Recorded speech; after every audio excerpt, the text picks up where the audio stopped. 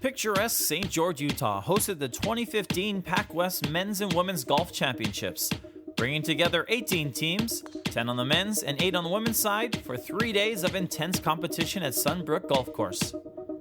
On the men's side, it was a freshman from California Baptist that outshined the rest of the pack. Kavan Eubank finished off day 1 in 10th place, but charged to the very top with a brilliant third-day performance.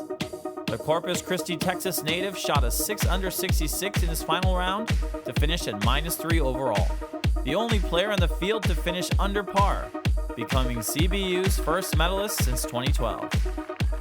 I feel like I wasn't, I can hit the ball a long ways, and I feel like I wasn't using that as an advantage. And the first 2 rounds I was hitting 3 irons off the tee, but today, I knew I was a couple shots back, so I knew how to be a little aggressive, so I just went ahead and played that driver and put me in great spots to make birdies. On the team side, it was a battle to the very end between Dominican and host Dixie State, who trailed the Penguins by only 2 strokes coming into the final day of competition.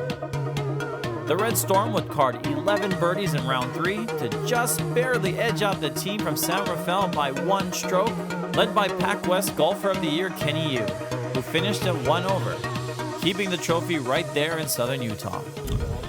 You know, it's awesome. I'm just still hyped. I don't think we've ever won one conference, so we're making history with a good group of guys, and yeah, it's a good deal.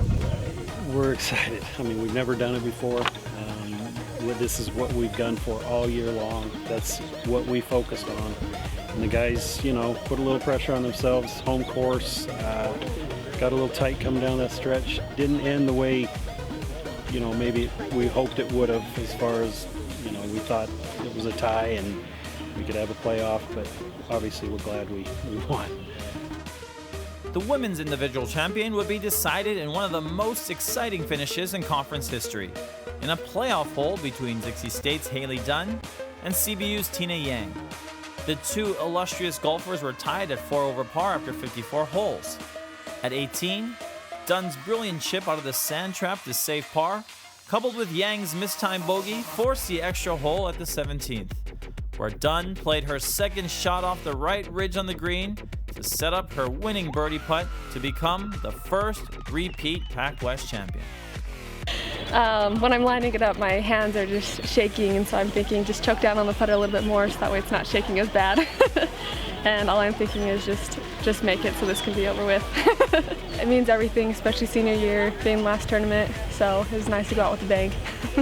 Going into the playoff, we just changed a little game plan from the previous. We hit a little bit longer club, so she had a shorter, more confident iron into that pin so we could attack it.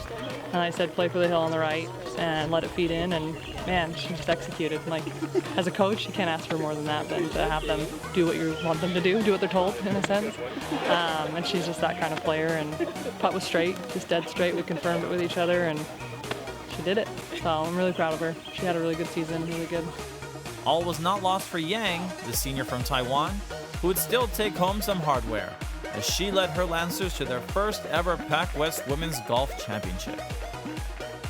Last year I went to national by myself, so this year I want them to go with me, so which means we need to work harder in regionals and also going to nationals like that. So I want them to go with me. I think we had really good depth, you know, all year long. That was different girls stepping up to the plate. I mean, obviously, you know, you got Tina as your front runner, and she's had a tremendous year all the way through. But, you know, we added a couple of girls. I mean, Taylor Hogue came in as a transfer this year and has played well. And Laura Scribner came in mid-year and has really been a boost to our lineup. And I think we've sort of solidified things 1 through 5, you know, so that we can compete with the best teams in the country. And that was our goal, you know. And I think the girls showed that they were really full of talent this week. You know, it was we just wanted to keep our pedal on our foot on the gas, if you will, you know, after the first round, and the girls did a great job.